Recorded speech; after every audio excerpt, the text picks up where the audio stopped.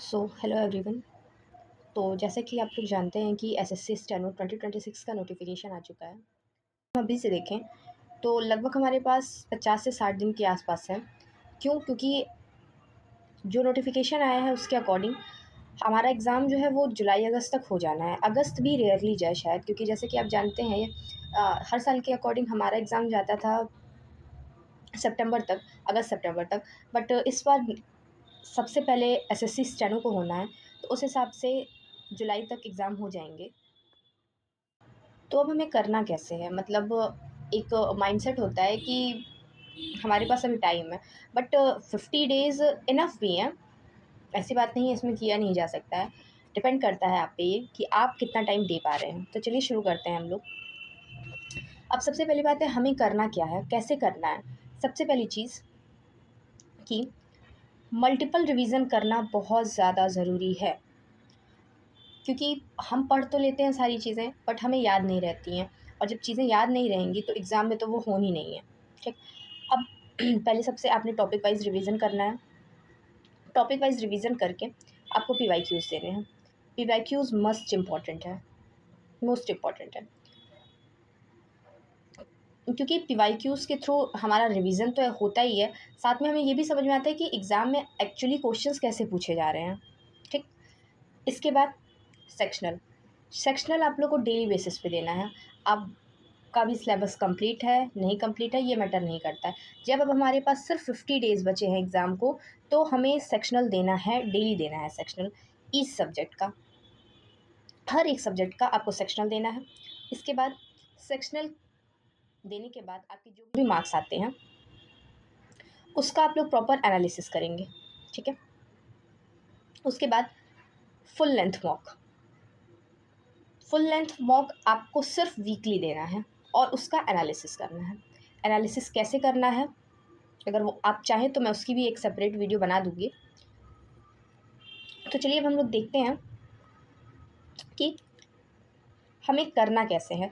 हमें ये सारी चीज़ें तो करनी है, हमें ये सारी चीज़ें तो करनी है, बट कैसे करनी है अब हम लोग वो देखेंगे। तो जैसे कि हम लोग जानते हैं कि हमारे 3 सब्जेक्ट्स ही पूछे जाते हैं, जीके जीएस, रीजनिंग, इंग्लिश। सबसे आसान होता है टैकल करना रीजनिंग को, बट इस बार एसएससी स्टेनो में सेक्शनल टाइमिंग आएगी। मींस हमें जीके को 30 मिनट में करना है, जो कि मोर देन इनफ है। टाइम आराम से इसमें बच जाएंगे, बट उस टाइम का हम यूज़ नहीं कर सकते, वो जीके के पोर्शन पर ही रहेगा सेक्शनल टाइमिंग होने की वजह से। उसके बाद आता है हमारा रीजनिंग। अब रीजनिंग में क्या है, हमें रीजनिंग के लिए भी 30 मिनट्स मिले हैं। ठीक। और 30 मिनट्स में हमें 50 क्वेश्चंस करने हैं, जो कि अगर कोई बच्चा बहुत ही ज़्यादा ब्रिलियंट है, बहुत ही प्रैक्टिस किया हुआ है, फिर भी उसके ज़्यादा से ज़्यादा 40 to 45 मार्क्स ही आ पाएंगे। वो भी ये मैं मैक्सिमम बता रही हूँ, क्योंकि 30 मिनट में 50 क्वेश्चंस करना आसान नहीं है। ठीक। तो आपको कैसे करना है वो मैं आगे समझाऊंगी आपको, सब्जेक्ट वाइज मैं बताऊंगी आपको। ठीक। उसके बाद आते हैं इंग्लिश पे। इंग्लिश की वेटेज सबसे ज़्यादा है। इंग्लिश के लिए हमें मिल रहे हैं 60 मिनट, और 60 मिनट में करने हैं 100 क्वेश्चन। ठीक। जो कि ठीक है, एक ठीक टाइमिंग है, प्रैक्टिस हो तो कर भी सकते हैं। तो अब आगे बढ़ते हैं, जीके जीएस पे आते हैं। जीके जीएस को करना कैसे है। सबसे ज़्यादा वास्ट सब्जेक्ट है हमारा जीके जीएस। तो इस वीडियो में मैंने 2 टाइप के स्टूडेंट्स को कवर किया है। पहले वो जिनका सिलेबस कंप्लीट है, दूसरे वो जिनका सिलेबस नहीं कंप्लीट है। ठीक। जिनका अभी तक सिलेबस नहीं कंप्लीट है उनके लिए मैं जीके जीएस के लिए मैं सिंपली यही कहूँगी, अगर आपका सिलेबस नहीं कंप्लीट है, पहली बात तो सिलेबस ना कंप्लीट होने में ये होता है कि एक जो एकदम ज़ीरो से स्टार्ट कर रहे हैं। ठीक। तो अगर जो लोग एकदम ज़ीरो से स्टार्ट कर रहे हैं उनको तो मैं बोलूँगी आप प्रॉपरली अच्छे से कोई ऑनलाइन कोर्स लेकर के अच्छे से पढ़िए एंड रिवीजन कीजिए। बट जिनका कुछ हद तक 50% to 70% सिलेबस कंप्लीट है, उनके लिए मैं बोलूँगी कि आप सबसे पहले जिन सब्जेक्ट्स का सिलेबस आपका नहीं कंप्लीट है, लाइक आपका पॉलिटी मैं मान लेती हूँ कंप्लीट है, आपका ज्योग्राफी नहीं कंप्लीट है, आपको करना क्या है। अब जिस सब्जेक्ट जीके जीएस में जिस सब्जेक्ट का आपका सिलेबस नहीं कंप्लीट है उसकी 1 शॉट वीडियो देखनी है आपको। कहाँ से देखनी है, यूट्यूब से देखनी है। अगर आपको कोई टीचर नहीं समझ में आ रहे हैं तो मैं आपको डिस्क्रिप्शन में दे दूँगी लिंक, आप वहाँ से देख सकते हैं। ठीक, करनी क्या है, आपको वीडियो देखनी है, वीडियो देखने के बाद उसके नोट्स बनाने हैं, नोट्स जो कि बहुत ज़्यादा ज़रूरी हैं। विदाउट नोट्स पढ़ने का कोई मतलब नहीं है, क्योंकि फिर रिवीजन नहीं हो पाएगा। तो क्या करना है, आपको वन शॉट वीडियो देखनी है, आपको फुल सिलेबस नहीं कंप्लीट करने जाना है, क्योंकि आपको भी पता है आप 50 डेज़ में फुल सिलेबस तो नहीं कंप्लीट कर पाएंगे ना। तो आपको क्या करना है, आपको सिर्फ यूट्यूब से वन शॉट वीडियो उठानी है, उसके नोट्स बनाने हैं। नोट्स बनाना मस्ट इम्पॉर्टेंट है, इसमें आप आलस दिखाएंगे तो कोई मतलब नहीं होगा कंप्लीट करने का। इसके बाद ये कंप्लीट होने के बाद आपको क्या करना है, आपको सिर्फ रिवीजन करना है। आपने जो नोट्स बनाया है उसका आप रिवीजन करिए। रिवीजन करने के साथ साथ अब रिवीजन कैसे करना है, इतना करने के बाद आपको टॉपिक वाइज रिवीजन करना है। जैसे आपकी, मैं मान के चल रही हूँ यहाँ तक आपके सारे जो सब्जेक्ट्स हैं वो कवर हो चुके हैं वन शॉट वीडियो के थ्रू। ठीक, इसके बाद आपको PYQs उठाने हैं, यानी कि किरण ले लो, आप पिनैकल ले लो, कोई भी बुक हो, आप डेली 50 से 100 क्वेश्चन डेली कीजिए, उसमें से PYQs में से सब्जेक्ट के टॉपिक वाइज कीजिए क्वेश्चंस। ठीक, उसके साथ साथ आपको क्या करना है, डेली सेक्शनल देने हैं। ठीक, डेली सेक्शनल देने हैं, और सेक्शनल कौन से देने हैं, आप MTS का दे सकते हैं, जीके के सारे आपको सेक्शनल देने हैं, MTS के, CGL के, CHSL के, CPO के, यानी SSC के हर एग्ज़ाम्स के आपको सेक्शनल देने हैं। सेक्शनल देने के बाद आपको उसका एनालिसिस करना है। सेक्शनल देने का कोई मतलब नहीं होगा अगर उसको आप ढंग से एनालाइज नहीं करेंगे। एनालाइज कैसे करना है, आपके जो क्वेश्चन सही हो रहे हैं उसको तो आप, ठीक है, आप श्योर हैं कि उसका आंसर सही है, बट जो क्वेश्चंस गलत हो रहे हैं या कन्फ्यूज़न में हैं, आप उसके आंसर्स चेक कीजिए, उसकी जो एक्स्ट्रा इन्फॉर्मेशन है उनको पढ़िए, उनके नोट्स बनाइए। एनालिसिस आपको ऐसे करना है। इसके अलावा अगर आपको एनालिसिस नहीं, आपसे नहीं हो पा रही है, तो आप बताइए, मैं डिटेल वीडियो बनाऊंगी। आप कमेंट सेक्शन में मुझे बता सकते हैं, मैं इस पर डिटेल वीडियो बना दूँगी। ठीक, इसके बाद आते हैं ऐसे बच्चे जिनका सिलेबस कंप्लीट है। जिनका सिलेबस कंप्लीट है उनके लिए रिवीजन मस्ट इम्पॉर्टेंट है। आपको पहली बात कहीं नहीं जाना है, आपके जो नोट्स हैं वो आपके लिए इनफ है। आपको सिर्फ क्या करना है, अपने नोट्स को मल्टीपल टाइम रिवाइज करना है। इधर उधर मत भटको, कोई मतलब नहीं होगा, जस्ट रिवाइज करो। क्या करना है, जस्ट रिवीजन करना है, मल्टीपल टाइम रिवीजन करना है। और रिवीजन करने के साथ साथ जिस टॉपिक का आपने रिवीजन किया उस टॉपिक का PYQ दो, PYQ लगाओ। कैसे करना है, कोई भी बुक ले लो, मैं एग्जांपल के लिए वो ले लेती हूँ, किरण ले लेती हूँ। ठीक, मल्टीपल रिवीजन्स के बाद आपको क्या करना है, आपको PYQs लगाने हैं। कहाँ से लगाने हैं, चाहे आप किरण ले लो, चाहे आप पिनैकल ले लो, जो भी आपको सही लगती है PYQs की बुक, टॉपिक वाइज आप PYQs लगाओ, उसे कंप्लीट करो। ठीक, अब PYQs आप लगा रहे हो, उसके थ्रू भी आपका रिवीजन हो रहा है, और जो आप सब्जेक्ट्स के जो आपने नोट्स बनाए हुए हैं उससे भी आपका रिवीजन हो रहा है। इसके बाद आपको क्या करना है, आपको डेली सेक्शनल मॉक देने हैं। सेक्शनल मॉक आपको डेली बेसिस पे कैसे देना है, जैसे आप, जैसे कि मैंने अभी जिनके सिलेबस नहीं कंप्लीट है उनके लिए बताया कि आपको हर SSC के एग्ज़ाम्स यानी MTS, CPO, CHSL, CGL, steno, सारे जो भी SSC के एग्ज़ाम्स हो रहे हैं उन सब के मॉक देने हैं, GD उसके भी मॉक देने हैं। ठीक, मॉक देने के बाद आपको, सेक्शनल मॉक देने के बाद आपको क्या करना है, उसको एनालाइज़ करना है प्रॉपरली, और एनालाइज़ करने के बाद आपको नोट्स बनाने हैं अपने। कैसे नोट्स, मतलब अभी तो आपने अपने सब्जेक्ट्स के नोट्स बनाए ही होंगे, उसके बाद दोबारा ये कैसे नोट्स हैं, तो ये नोट्स उतने ही ज़रूरी हैं जितने आपके ये सब्जेक्ट्स के नोट्स हैं। क्यों, क्योंकि ये आपकी उन कमियों को दूर करेंगे जो कि आप कर रहे होंगे, आपको पता नहीं होगा। कैसे ये आपकी कमियों को दूर करेंगे, जैसे जस्ट सपोज आपने कुछ पढ़ा, ठीक है, कोई भी सब्जेक्ट पढ़ा, उसका टॉपिक पढ़ा, बट आपको एक ऐसा क्वेश्चन मिलता है जो कि आपने अभी तक नहीं पढ़ा है, तो आप उस टॉपिक को, यानी कि या फिर आपने उसको नहीं पढ़ा, या फिर ऐसा भी हो सकता है आप उस तरीके से ना पढ़े हों जिस तरीके से क्वेश्चंस पूछे जा रहे हो। ठीक है, तो आपको उस क्वेश्चन को क्या करना है, उसका जैसे टेक्स्ट बुक हुआ है, तो आपने वहाँ पे मॉक लगाया, जो क्वेश्चन आपका गलत है, आपने अटेम्प्ट नहीं किया ना आने की वजह से, उसका इन्फॉर्मेशन नीचे दी होती है, उस इन्फॉर्मेशन को आप पढ़ेंगे, और ऐसी चीज़ें जो अभी तक आपने नहीं पढ़ी हैं, या फिर आपको लगता है कि एग्ज़ाम में आता है तो आप नहीं कर पाएंगे, आप उसको शॉर्ट में नोट डाउन करेंगे।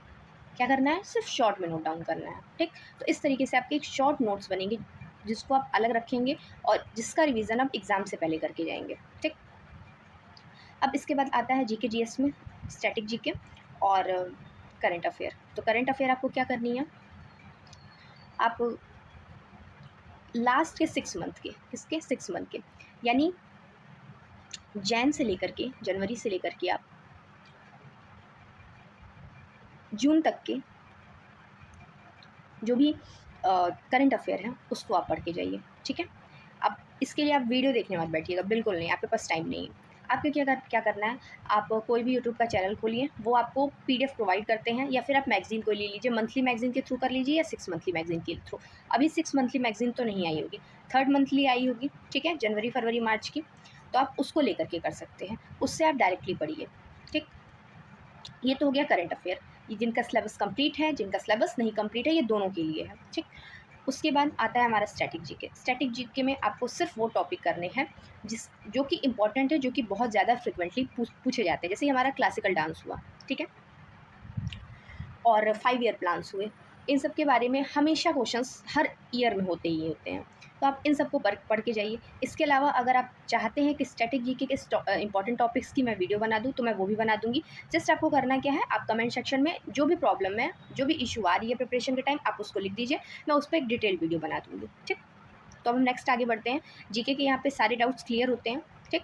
आपको सिंपली करना क्या है, मल्टीपल, जिनका सिलेबस कंप्लीट है उनके लिए मल्टीपल रिवीजन करना है, then PYQ, then sectional mock daily देना है, डेली का डेली, इसका भी एक नोट्स बना के रखना है, जो कि मैंने आपको बताया है।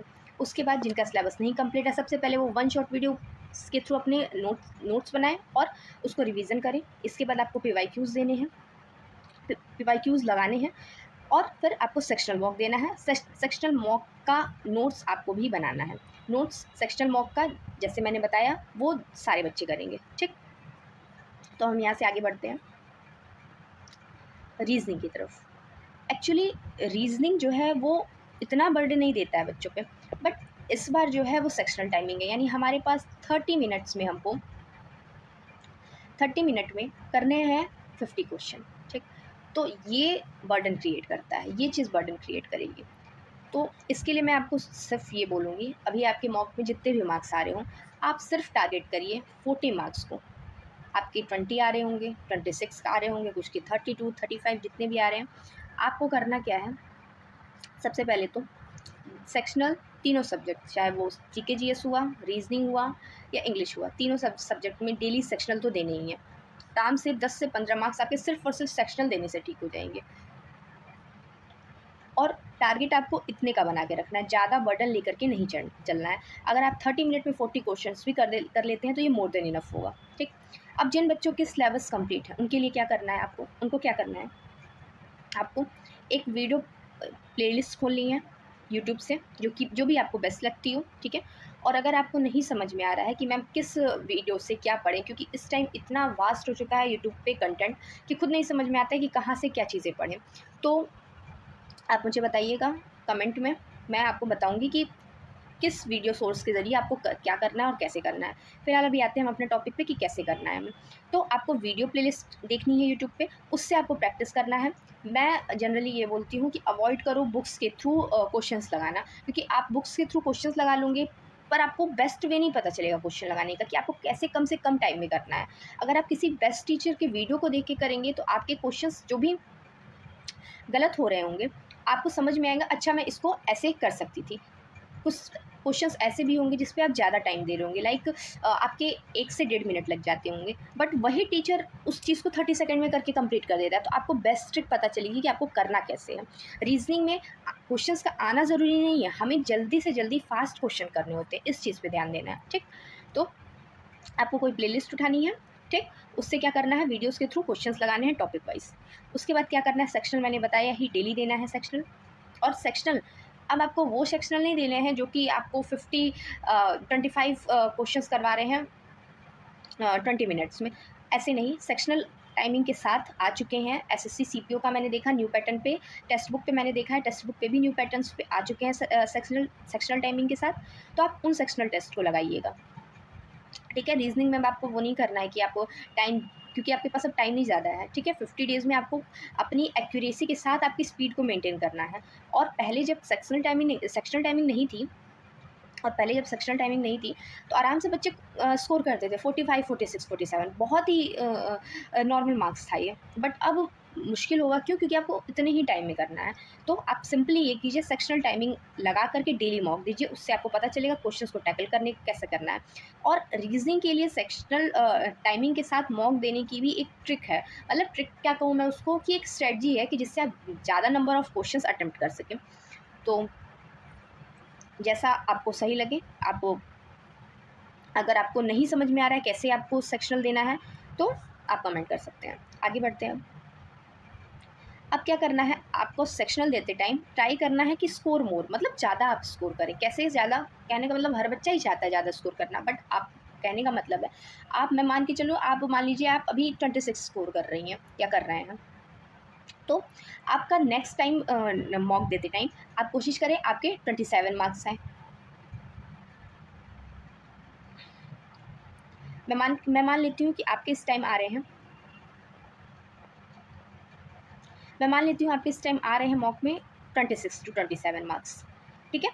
तो आपको ट्राई क्या करना है कि आप नेक्स्ट टाइम अगर मॉक दें तो आपके 28 आए, 29 आए विथ 90% एक्यूरेसी। 90% एक्यूरेसी करने का क्या मतलब है कि मतलब आप अगर 30 क्वेश्चंस में, 50 क्वेश्चंस में अगर आप 35 क्वेश्चंस अटेम्प्ट कर रहे हैं तो आपके 34 क्वेश्चंस करेक्ट होने चाहिए।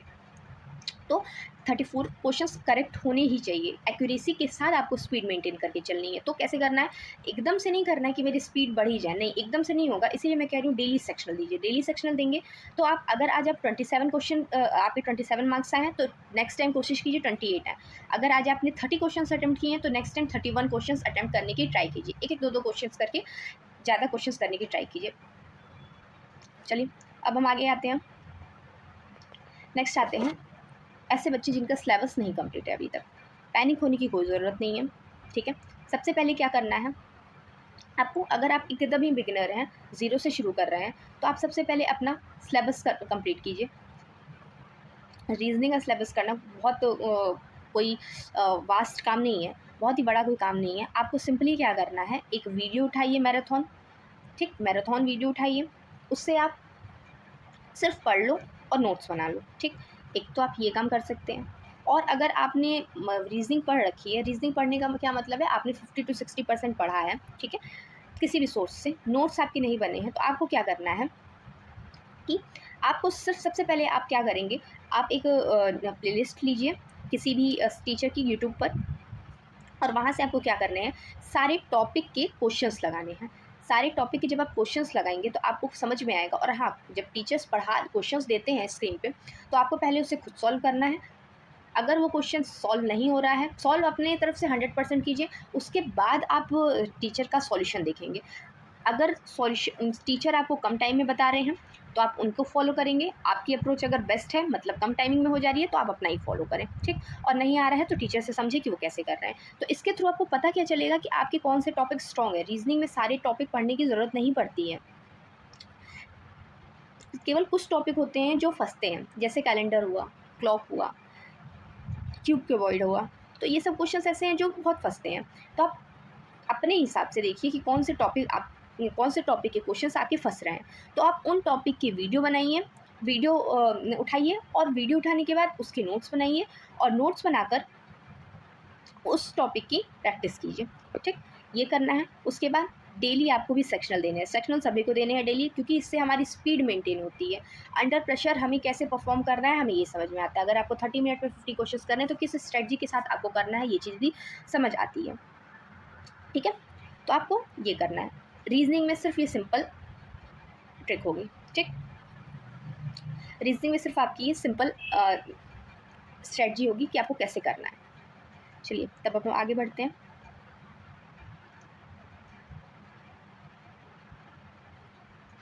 अब हम इंग्लिश पे आते हैं। इंग्लिश पे हमें क्या करना है, तो अब यहाँ से आगे बढ़ने से पहले मैं आपको एक चीज़ बता दूँ कि मैं ये जो आपको बता रही हूँ तरीके कि कैसे आपको अप्रोच रखनी है अपने एग्ज़ाम्स के थ्रू, तो आपको ये तभी बेनिफिट करेगा जब आप खुद ये जो मैं सारी चीज़ें आपको बता रही हूँ उसके आप खुद नोट्स बनाएं। आप स्ट्रेटजी वीडियो यूट्यूब पे बहुत पढ़ी हैं, आप सारे देख लेंगे, बट उसका कोई मतलब नहीं बनता, उससे कोई फ़र्क नहीं पड़ने वाला है आप जब तक उसको फॉलो नहीं करेंगे। और फॉलो कब करेंगे, जब सारे पॉइंट्स आपके दिमाग में होंगे तब तो आप फॉलो करेंगे।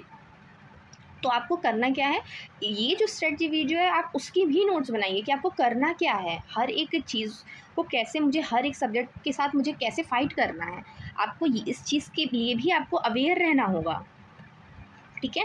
तो आप इसकी भी नोट्स बनाइए। नोट्स किसी भी चीज़ से आप भागिए मत कि ये एक्स्ट्रा काम है, बिल्कुल एक्स्ट्रा काम नहीं है, क्योंकि आप कई स्ट्रेटजी वीडियो आप यूट्यूब पर देख लेंगे लेकिन वो आपको कोई काम नहीं आएगी, बेनिफिशियल नहीं होगी वो। क्यों? क्योंकि आप उसको देख करके छोड़ देंगे। आपको देखना है, खुद नोट्स बनानी है और फिर उस चीज़ को फॉलो करना है, ठीक है। तो अब चलिए आगे बढ़ते हैं, आते हैं अपने इंग्लिश पे, जो कि हमारा सबसे ज़्यादा वेटेज रखता है 100 मार्क्स का, ठीक है। तो अब आपको इसमें करना क्या है, सबसे पहले उन बच्चों के लिए जिनके सिलेबस कंप्लीट है, तो ऐसे बच्चे जिनके सिलेबस कंप्लीट है सबसे पहले रिवीजन पे ध्यान दो, ठीक। टॉपिक वाइज रिवीजन करो, पूरे सिलेबस का अच्छे से रिवीजन करो, फिर टॉपिक वाइज क्वेश्चंस लगाओ। ये मैं बात कर रही हूँ ग्रामर पोर्शन की फ़िलहाल, ठीक है। ग्रामर पोर्शन में आपको क्या करना है, जो भी ग्रामर का है, पार्ट्स ऑफ स्पीच में नाउन प्रोनाउन प्रीपोजिशन वगैरह, इन सब का अच्छे से रिवीजन करो। उसके बाद प्रैक्टिस करो। प्रैक्टिस कैसे करना है, तो अगेन मैं यही कहूँगी कि आप यूट्यूब से कोई प्लेलिस्ट उठाओ जो कि मेंस के लिए ओरिएंटेड हो, ठीक है। मेंस ओरिएंटेड आपको उठानी है वीडियो, वहाँ से टॉपिक वाइज क्वेश्चंस लगाने हैं। और क्वेश्चंस कैसे लगाने हैं, स्क्रीन पे क्वेश्चन होगा, पहले आप सॉल्व करेंगे, उसके बाद टीचर का सॉल्यूशन देखेंगे। ये बेस्ट अप्रोच होती है पढ़ने की, ठीक। तो ये हो गया, ये ग्रामर क्वेश्चन हमारा ऐसे करना है, ठीक। उसके बाद सेकंड आता है हमारा पैराग्राफ के क्वेश्चंस। पैराग्राफ के क्वेश्चंस को कैसे करना है, देखो पैराग्राफ के क्वेश्चंस को करने का अभी तक अगर आपने देखा है तो ये तरीका नहीं होता है कि आप बैठ के एक एक लाइन को पूरा पढ़ रहे हैं। ये टाइम कंज्यूमिंग होता है और इतना टाइम नहीं होता एग्जाम में कि आप पूरा पैराग्राफ पढ़ेंगे और फिर आप आगे अपना आगे के क्वेश्चंस का आंसर करेंगे, ऐसे नहीं करते हैं। आपको क्या करना होता है कि ऑप्शंस को एलिमिनेट करना होता है। जैसे PQRS में आपको देखना होता है कि कौन से जो ऑप्शंस हैं वो लिंक कर रहे हैं, ठीक है। ऑप्शन एलिमिनेट कीजिए। और बहुत से बेस्ट अप्रोच टीचर्स बता के रखे हैं यूट्यूब पे, पहले सबसे आपको वो देखना है जो कि मस्ट इम्पॉर्टेंट है। सबसे पहले आपको क्या करना है, उन वीडियोस को देखना है कि कैसे आपको PQRS के थ्रू अप्रोच रखनी है, कैसे फिलर्स के थ्रू अप्रोच रखनी है और कैसे पैराग्राफ के बाद जो क्वेश्चंस दिए होते हैं उसके ऊपर काम करना है, ठीक। और सबसे ज़्यादा इम्पॉर्टेंट होता है पैराग्राफ के क्वेश्चन में आपकी ग्रामर, आपकी वोकेबलरी, ठीक है, और आपकी रीडिंग कैपेसिटी, रीडिंग स्पीड भी आपकी अच्छी होनी चाहिए। तो ये होगा सिर्फ आपकी प्रैक्टिस से। आपको कैसे प्रैक्टिस करनी है, सेम वही तरीका, कोई बुक उठा करके प्रैक्टिस करना मत शुरू करना, कोई फ़ायदा नहीं होगा। लेकर के बैठे रह जाओगे, पढ़ोगे, टाइम कंज्यूमिंग भी है, एफर्ट्स भी ज़्यादा लगता है बुक को पढ़ने में और हमें उतना आउटपुट भी नहीं मिलता। आपको सिंपली क्या करना है, किसी टीचर का वीडियो खोलिए, पैराग्राफ के नीचे क्वेश्चंस उन्होंने दे रखे होंगे, आपको पहले सबसे खुद सॉल्व करना है, उसके बाद उनकी अप्रोच लेनी है, ठीक है। तो क्या करना है आपको, पैराग्राफ वाले क्वेश्चंस में पहले किसी टीचर की वीडियो उठाइए, उनसे देखिए कि उसको सॉल्व कैसे करना है। सेकंड थिंग क्या करना है, इसके बाद आपको खुद सॉल्व करना शुरू करना है। कहाँ से, किसी वीडियो के थ्रू उठाइए वीडियो, खुद सॉल्व कीजिए, फिर टीचर की का सॉल्यूशन देखिए कि वो कैसे सॉल्व कर रहे हैं, ठीक। तो इसके थ्रू आपको डेली 2 से 3 PQRS, फिलर्स और पैराग्राफ क्वेश्चंस जो हैं वो करने हैं, ठीक। उसके बाद आपको वोकैब क्या करनी है, वोकैब इतना बड़ा पोर्शन है इंग्लिश का जो कि सबका दिमाग ख़राब करके रखता है। तो आप अगर वोकैब पहले से लर्न करके, मतलब जैसे ब्लैक बुक से या किसी भी सोर्स से अगर आपने पहले से कर रखी है तो वेल एंड गुड। आपको क्या करना है, सिर्फ रिवीजन करना है, ओनली रिवीजन, ठीक। और अगर नहीं कर रखी है तो आपको क्या करना है, एटलीस्ट जो पिछले 5 सालों में आए हुए वोकैब हैं उसको तो ज़रूर ही करके जाना है, ठीक है। उसके अलावा आप जब सेक्शनल दे रहे हो, आपको सेक्शनल तो डेली देना है, तीनों सब्जेक्ट में देना है। तो जब आप सेक्शनल दे रहे हो तो उसमें आपको जो भी वोकैब दिख रही है उसको, न्यू वोकैब मतलब जो आप पहले से नहीं जानते हो, जो आपको लर्न नहीं हो, उसको आप नोट्स बनाइए, उस नोट्स में डालते जाइए। सिनोनिम एंटोनिम है या जो भी है, तो आप उसको क्या करिए, अपने नोट्स में डालते जाइए। इस और सेक्शनल टाइमिंग भी इंग्लिश की भी आपको टाइमर के साथ ही देनी है, ठीक। क्योंकि 100 क्वेश्चंस को कैसे आप बेस्ट अप्रोच कर सकते हैं 60 मिनट में, ये आपको सिर्फ और सिर्फ टाइमर के थ्रू ही पता लगेगा। इसके अलावा अगर आपको नहीं समझ में आता है तो आप मुझसे कंसर्न कर सकते हैं, कमेंट सेक्शन में बताइए, मैं कर दूँगी वो चीज़, डोंट वरी। चलिए अब आगे बढ़ते हैं। ऐसे बच्चे जिनका सिलेबस अभी तक नहीं कंप्लीट है, ठीक है। तो अब आपको सिलेबस कंप्लीट करने की ओर नहीं जाना है, 50 ही डेज़ बचे हैं। 50 डेज़ में आप सारा सिलेबस नहीं इंग्लिश का कंप्लीट कर सकते। तो आपको क्या करना है, सिंपली ग्रामर के लिए 120 रूल्स ऑफ ग्रामर है, जो कि आपको बेस्ट आउटपुट देगा, ठीक है। तो आपको इसको करना है और इसकी नोट्स बनानी है, ठीक। नोट्स बनाने के बाद मल्टीपल रिविजन्स करो। रिवीजन के साथ साथ आपको क्या करना है, टॉपिक वाइज क्वेश्चंस लगाने हैं। क्वेश्चंस यूट्यूब से खोजो, प्लेलिस्ट खोजो, उससे आप क्वेश्चंस लगाओ, ठीक है। और उसके बाद आपको सेक्शनल देने हैं। पैराग्राफ के लिए और फिलर्स के लिए सेम वही अप्रोच रहेगी जो सिलेबस जो मैंने सिलेबस जो कंप्लीट कर चुके हैं बच्चे उनके लिए बताया मैंने, सेम अप्रोच आपको इसके लिए भी लगानी है। वोकैब आपको लास्ट 5 ईयर्स का कर लेना है, कहीं से भी लास्ट 5 ईयर्स के वोकैब निकालो, उस वोकैब को ज़रूर करके जाओ, मैक्सिमम आपके क्वेश्चंस मिल जाएंगे, ठीक। उसके बाद डेली सेक्शनल देना है, सेक्शनल टाइमर के साथ देना है और उसके भी नोट्स बनाने हैं। मैंने बताया आपको इंग्लिश में और जीके में आपको सेक्शनल मॉक या फिर फुल लेंथ मॉक भी अगर आप दे रहे हैं तो आपको उसके नोट्स बनाने हैं, शॉर्ट नोट्स, बहुत ज़्यादा लंबी नहीं कि आप बहुत बड़े बड़े मोटे पोथा बना के रख लिए, नहीं, एकदम छोटे छोटे नोट्स बनाइए जिसमें सिर्फ ये लिखा हो, जैसे अगर इंग्लिश में है तो वो कैब आपकी लिखी हो, ग्रामर क्वेश्चन में जैसे कोई फिल इन द ब्लैंक्स आया या ग्रामेटिकल एरर आई, उसका क्वेश्चन आया और आपसे नहीं हो पाया, तो वो जो एरर है उस क्वेश्चन में उसको आपको लिख करके रखना है, अच्छा ये रूल यहाँ पे ऐसे लगा हुआ है, ताकि वो रूल आपके दिमाग में बैठ जाए और एग्जाम से पहले उसको रिवीजन करके जाना है। सिंपल, इन 50 दिन में सिर्फ ये काम डेली करना है। अगर आप कंसिस्टेंसी के साथ डेली ये काम कर सकते हैं तो आराम से आप स्कोर कर लेंगे, ठीक। तो अब हम आगे बढ़ते हैं। तो ये यहाँ पे हमारा कंप्लीट होता है तीनों सब्जेक्ट्स का बेस्ट अप्रोच। मैंने आपको जो भी था वो मैंने अभी तक आपको समझा दिया है। अब आते हैं हम अपने फुल लेंथ टेस्ट पे। आपको फुल लेंथ टेस्ट कब देने हैं, ठीक है। तो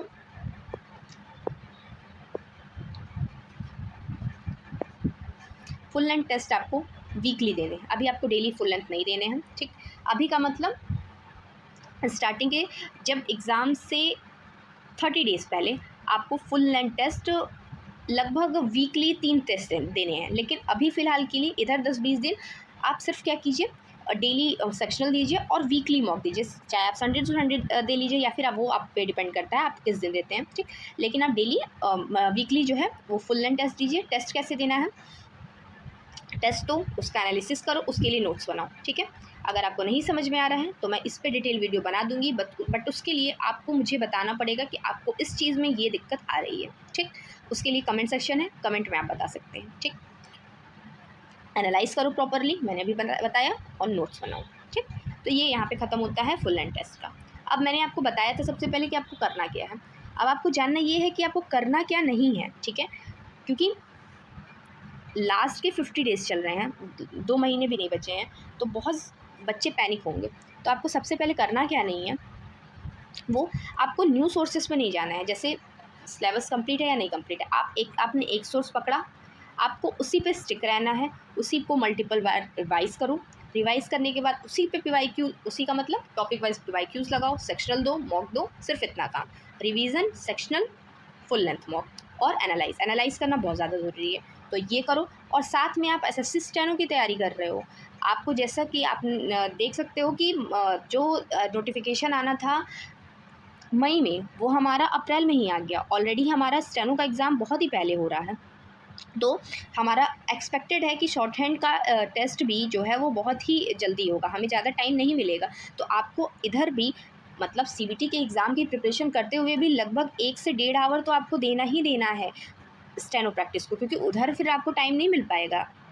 उधर आपको 2 से 3 महीना मैक्सिमम टू मैक्सिमम टाइम मिलने वाला है, और जिसमें कि आपकी स्पीड नहीं बन पाएगी। आपको कम से कम अगर आप जा रहे हो शॉर्ट हैंड के एग्ज़ाम के लिए, तो आपको कम से कम 100 WPM की स्पीड तो आपको बना के रखनी ही होगी एट एनी कॉस्ट, ठीक। तो इसी के साथ अब ये वीडियो कंप्लीट करते हैं, ख़त्म करते हैं। अगर आपको कोई भी दिक्कत हो इस वीडियो में, अगर कुछ समझ ना आया हो या फिर कुछ आपको जानना हो तो आप कमेंट में बता सकते हैं, मैं उस चीज़ को सॉल्व कर दूँगी। Thank you, bye.